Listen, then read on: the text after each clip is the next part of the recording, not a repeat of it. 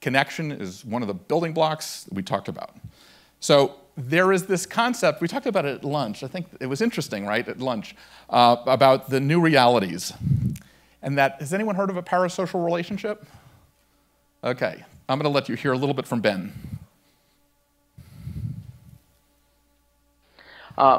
So there's actually a term for all of this, and especially for our relationship with celebrities.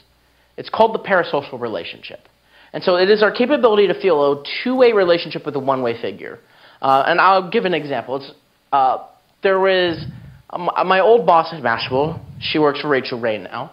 And what happened was Rachel Ray came out for Obamacare, right? And what suddenly happened was there was a whole bunch of women who came out and they're like, how could you do this? You've betrayed me. I thought I knew you. The fuck? How does this make any sense? It would make sense because people can feel as deep of a connection with a figure like that as they can with their best friend or their family's parasocial relationship. It's why we can fall in love with a brand or a musician or an artist. In the case, for example, of Taylor Swift, she's a master at parasocial relationships. So last year she was doing YouTube videos, and it was YouTube videos of her wrapping gifts and sending it to a few of her fans. And this created frenzy in her entire community. She didn't have to give a gift to every single member of her community, to all of her fans, just a few, to show that she cared about them as a collective. And as a result, they paid attention back and made her album the #1 album of last year. She did a fantastic job of building that community and building that relationship. And she scaled her relationship with her community. So parasocial relationships is a really interesting thing for events. For example, Comic-Con. People have a parasocial relationship with Comic-Con. I'm sure all of you have gone and dressed up and gone to Comic-Con, right? I can see this is that crowd, the Superman people are over here, and but it's the idea that we're so invested in the event that they want to go next year. It's nothing new that we have not been doing for years and years and years, but there's a name to it. The other thing is when you see has anyone used Periscope or Meerkat? How many people? I had somebody, these guys, I was in Iowa and they were following me on Periscope this weekend.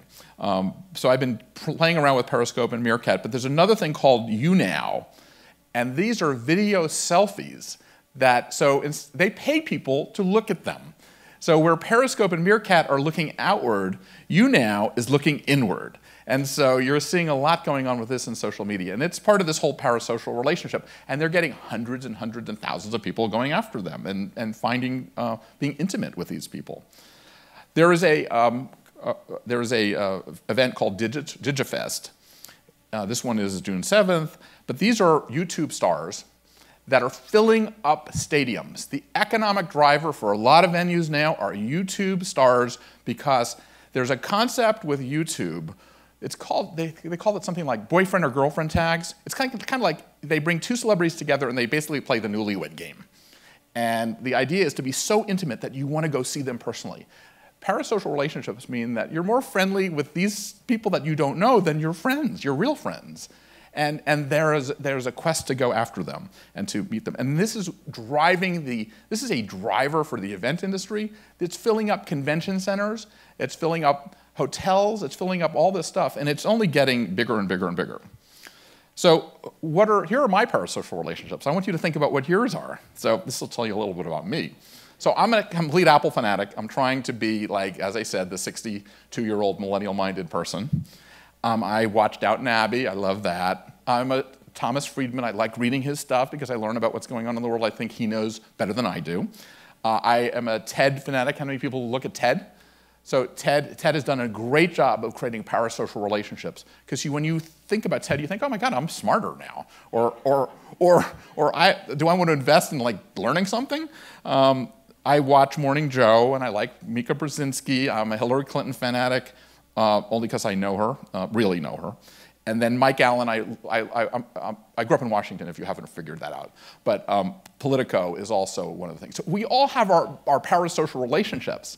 So identifying them is really important. And then understanding how to use them in your events. Like, who are the parasocial relationships that are being created because of your event? And that's important.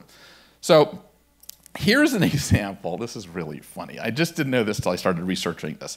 How many people know PewDiePie? You know 1, 2? Anyone else? Okay, 41 million YouTube subscribers. He's the #1 guy on YouTube. And I'm going to just play a little bit about him. Attractive photos of other YouTubers. Here we have a great picture of Jacksepticeye. Let's see how hot he is. He's okay. Don't. It's just a stupid software, Jack. Don't let it get to you. Dan is not on fire. He's from Let's Sweden. see how hot that fire is. It's okay. It's like ridiculous. 7 years. How did they? Let's take this great picture of Markiplier. 43? What the fuck? Well, it looks like the evidence is pretty clear so far, but let's try some more YouTubers. Let's try Marzia. There must be some kind of glitch. Listen up, Marzia. I'm the hottest YouTuber. That's more like it. So, I mean, to give you an so it's interesting, though, that I looked him up on Wikipedia. He's got his Wikipedia page, which is also ridiculous. And it says his channel also appeals to strongly to younger viewers, a group Google refers to as Generation C, for their habits of creation, curation, connection, and community, which is what we do. But that's what's coming up. So you're going to need these creators and all these different things. But it's interesting to see that if you watch the YouTube stars, it's interesting. The other thing to watch is, anyone look at meetup.com? If you look up meetup.com and you see the emerging groups, you're going to see the next customers that you're going to have.